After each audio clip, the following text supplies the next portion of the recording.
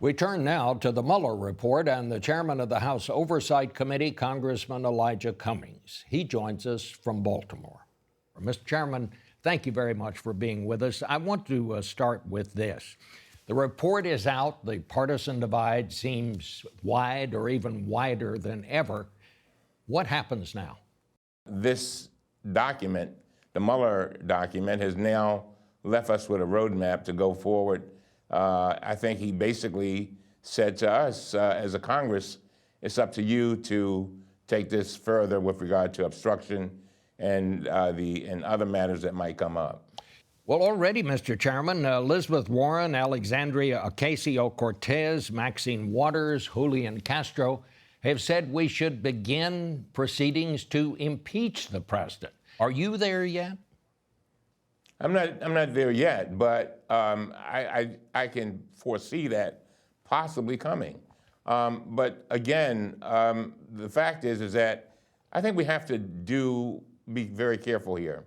The American people, a lot of them clearly still don't believe that President Trump is doing things to destroy our democracy and has done a lot of things very poorly. And so I think that we need to make sure the Congress has all the information, and then we need to be able to have the public know that information so that they can see that they have a president that basically has been about the business, I think, of doing great harm, not only to our country, but to our democracy. But there is also this reality. At this point, there simply are not enough votes in the Senate to remove the president, even if the House does move to impeach him. So is it smart to start impeachment proceedings under those circumstances? We all know what happened in the Clinton impeachment. Yeah, but I think this is a little different than Clinton's situation. We have a president who basically was instructing government employees and non-government employees to commit crimes, to tell lies, and to be deceitful. He himself was on television constantly railing against the prosecutor and railing against just about anybody who had to do anything to do with this investigation. He went against the FBI agents, CIA, whoever it was that he felt could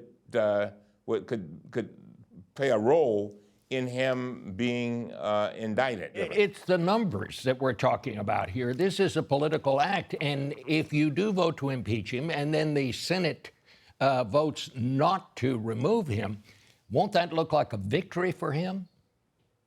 It may very well, but you know, sometime, Bob, I got to tell you, there comes a point in life where we all have to make decisions based upon the fact that it is our watch. And, you know, history, I think, even if we did not win, possibly, if there were not impeachment, I think history would smile upon us for standing up for the Constitution. You know, I hear a lot of people say that they're tired of hearing about the Mueller report. Well, we don't have time to get tired because the Russians aren't getting tired. They are attacking our electoral system every single day, if not every hour. And so we're going to have to stand up. And the other thing, Bob, is that now that we know all the information that we know, we can't just allow this to go on and on. If we do nothing here, what is going to happen is that the president is going to be emboldened. He's going to be emboldened because he said, well, I got away with that. And then the people who, his aiders and abettors, that is the Republicans in the Congress, they'll say, oh, he is pretty strong, and they'll continue to go along with him. We cannot afford that. Our democracy cannot afford that. What intrigued you most about this report? What do you think needs to be investigated now?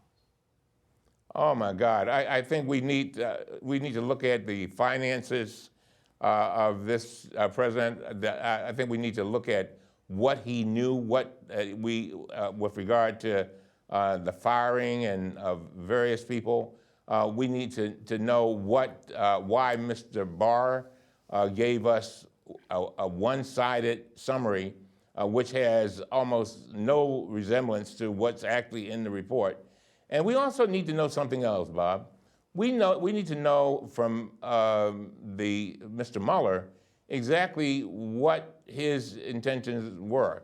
Did he intend for us as a Congress to look at this and take some type of action, or did he feel as if there was truly no collusion or conspiracy? We need to hear that, and then we also need to hear from people like the counsel for the president, and see what Mr. McGahn, who was very clearly disobeying the president in many instances, and actually by disobeying him, he came to his rescue. Talk to me about the way this report was released. First, we get a letter that suggests the president hasn't been found guilty of anything, and then they choose to release it on Easter weekend, when most people are thinking about things other than politics. Was this some kind of a public relations plan to soften the blow of this thing, or did it just happen this way? No, I don't think it just happened this way. It's too many things that happened. And then don't forget, he talked about the Trump campaign being spied upon, and there was so much here. But clearly, Mr. Barr is acting as the defense counsel for the President of the United States, when really, Bob, he's supposed to be our lawyer, the people's lawyer. And I am appealing to Mr. Barr to please do the job that you're supposed to do. There's supposed to be some kind of independence, but he bent over backwards to give this president the benefit of the doubt. He even expressed empathy with the fact that the president, when he came in, was under pressure. Well, all presidents are under pressure.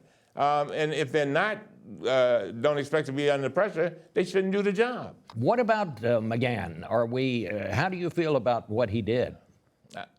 You know, I feel pretty good about McGahn because McGahn stood up to this president, and there are a lot of McGahns out there, and we need more of them to stand up. And Bob, I'm telling you, I'm gonna fight with everything I've got, because as I told the president not long ago, when I met with him, I said, Mr. President, the greatest thing that you and I can do is leave a democracy intact for generations yet unborn.